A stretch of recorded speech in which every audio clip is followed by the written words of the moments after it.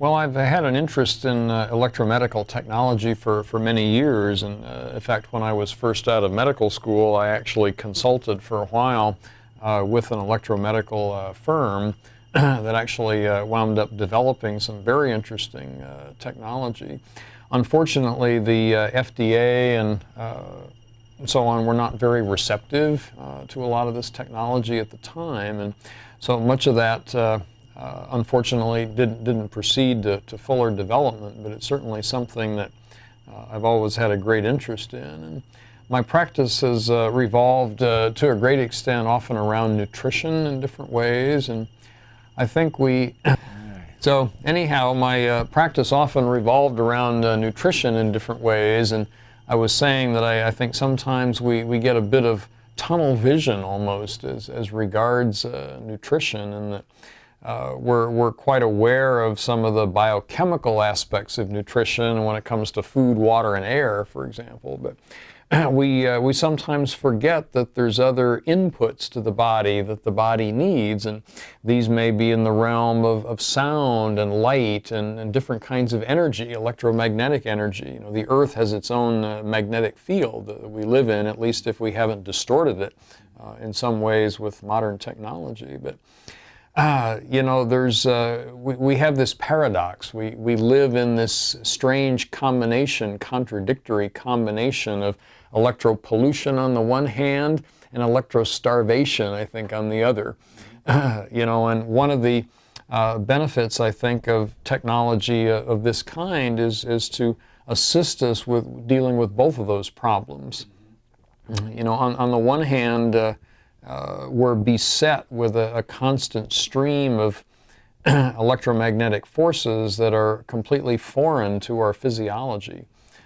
What impacts do these have? A lot of that is still hotly debated and controversial, but there's certainly no question that when you look at how cells function, you know, isolated from the rest of the body, when you place them in some pretty powerful electric fields, but those that are similar to a lot of our electrical appliances, whether it's hair dryers or, you know, electric shavers and things like that, you know, much less high voltage power lines. Cell phones. Or cell phones, yeah, that's hit the news recently in big time, and how the brain function is actually modified, you know, by cell phones. I had a former partner, physician partner.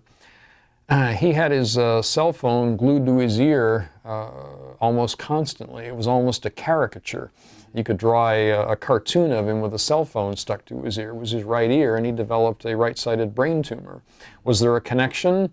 Well, one would be suspicious, certainly based on more recent evidence that may have played a part in what happened to him.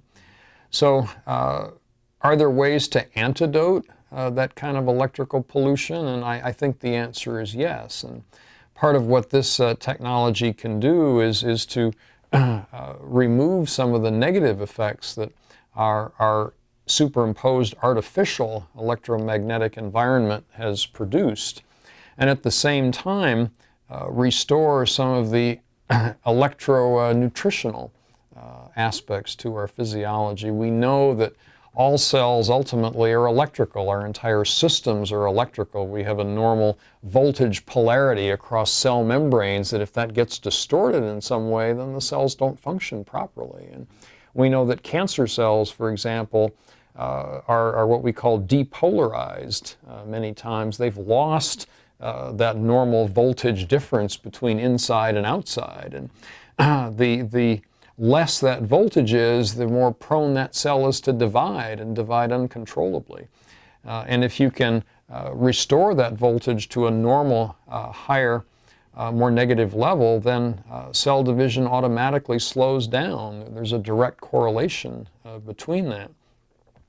So certainly this is an area that I think we've sadly underestimated, both in terms of medical benefits and in terms of just day-to-day living benefits on this planet. That you know, how many times do we get our bare feet in the soil?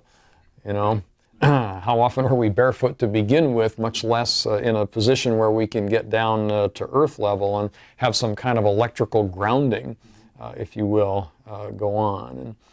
And you know, how many of us sleep in environments where we've got electric appliances plugged in, where there's an electric clock of some kind on the bedside table inches from our head?